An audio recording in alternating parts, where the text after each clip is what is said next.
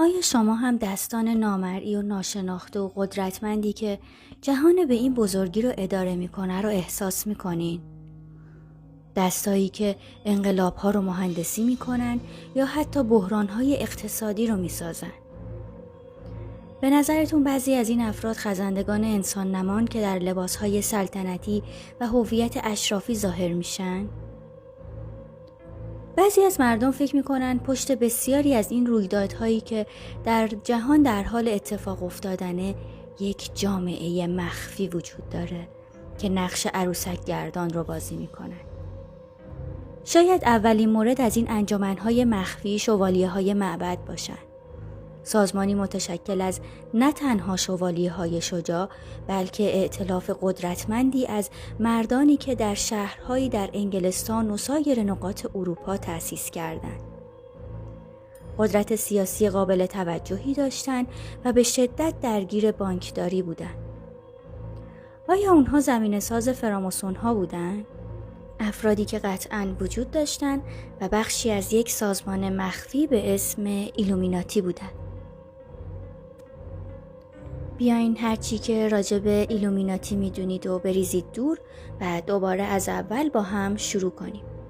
و اگر لحظه‌ای تئوری‌های توطئه در مورد ایلومیناتی واقعی یا غیر واقعی رو در ذهنمون داریم فراموش کنیم. اولین انجمن مخفی به اسم باواریان ایلومیناتی بود. این گروه متشکل از مردان قدرتمندی بود که به رهبری آدام وایسهاوپ شکل گرفته بود و اکثر اونها معتقد بودند که عقاید مذهبی و برخی از عقاید اجتماعی منسوخ شدند و جامعه باید ایده‌های جدید و روشنی داشته باشه. این بسیار متفاوت از اون چیزی بود که امروزه با شنیدن کلمه ایلومیناتی بهش فکر می‌کنیم. به عنوان مثال، وایسهاوپ نوشت که انجمن مخفی او حامی آزادیه و از هر گونه تعصب مذهبی دوری می‌کنه. فضیلت‌های اجتماعی رو پرورش میده و با یک چشمانداز عالی و سریع خوشبختی رو به جهان اعطا میکنه. برای پیوستن به انجمن مخفی او باید مورد تایید یکی از اعضای انجمن می بودند.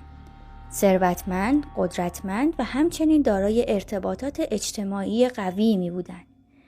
بعد از قبولی از سطح 1 شروع می کردند و در این سطح مبتدی بودند. بعد میتونستن به رتبه بعدی که مینوروا و مینوروای روشنایی بود صعود کنن. 3 سطح به یک ساختار 13 تایی بزرگ تبدیل شد که با مبتدی شروع و با پادشاه ختم میشد. به هر عضو یک نام مخفی مربوط به دوران باستان داده شد.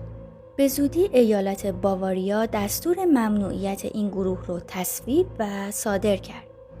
در سال 1787 مجازات اعدام برای هر یک از اعضای این گروه قابل اجرا شد. بعد از اون تصور می شد که ایلومیناتی منحل شده. اما همونطور که می دونین ما این رو باور نداریم.